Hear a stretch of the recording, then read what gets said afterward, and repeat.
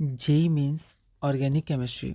हमारा चैप्टर है general organic chemistry और हमारा टॉपिक है प्यूरिफिकेशन ऑफ ऑर्गेनिक कंपाउंड्स। अगला क्वेश्चन है question number 91।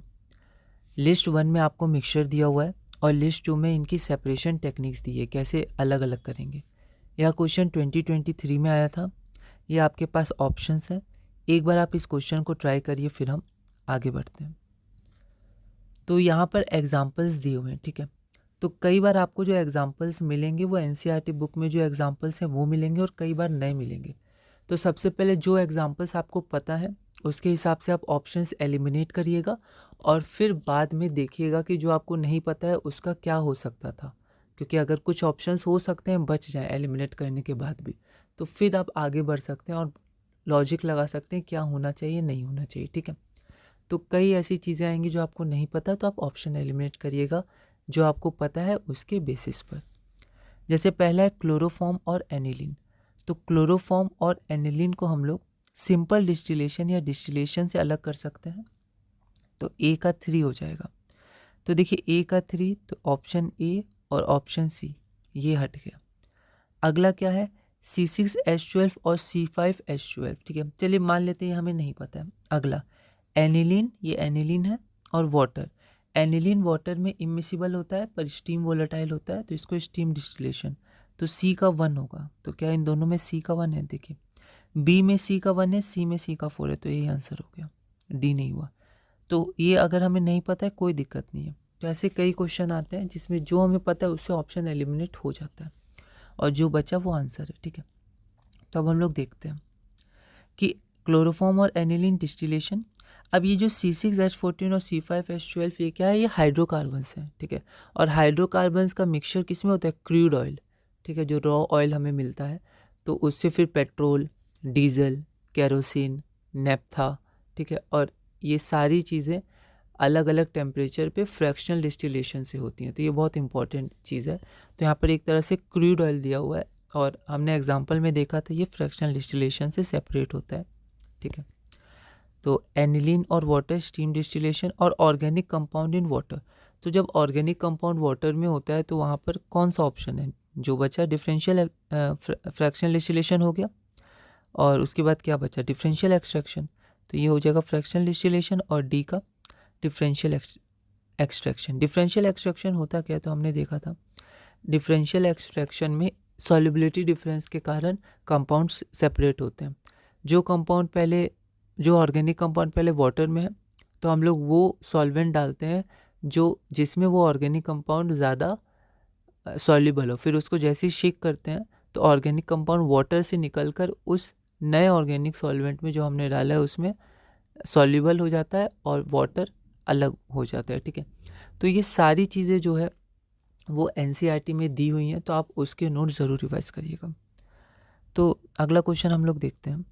Which one of the following is structure of a separating funnel. यह क्वेश्चन 2022 में आया था।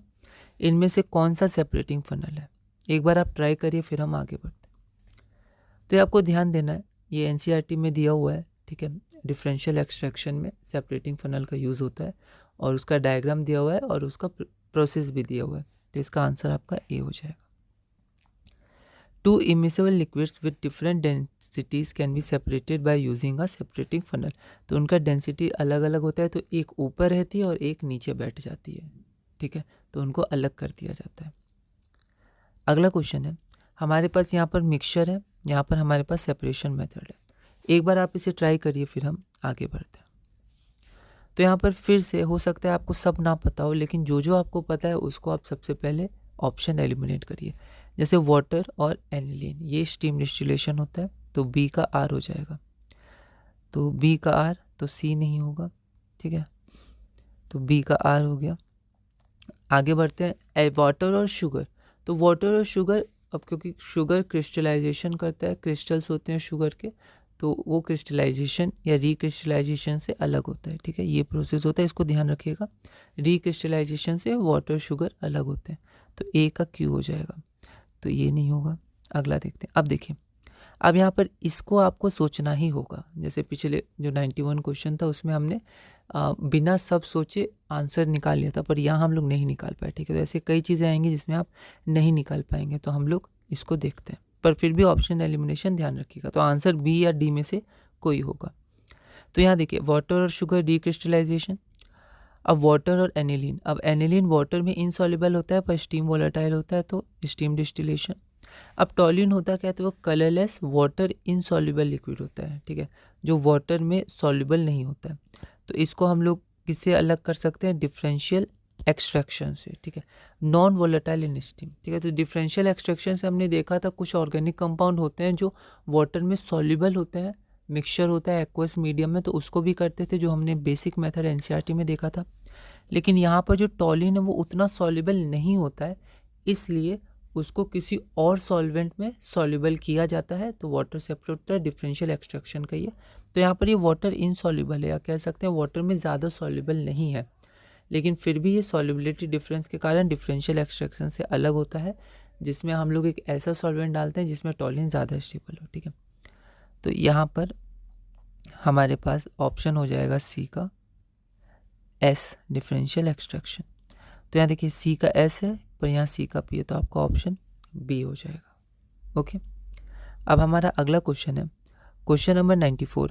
अ flask contains a mixture of isohexane and 3-methyl pentane. One of the liquid boils at 60 degrees Celsius while the other boils at 63 degrees Celsius while the other boils at 60 degrees Celsius. What is the best way to separate the two liquids and which one will be distilled out first? तो इस question को एक बार आप try करिएगा, इसे हम अगली video में सॉल्व करेंगे।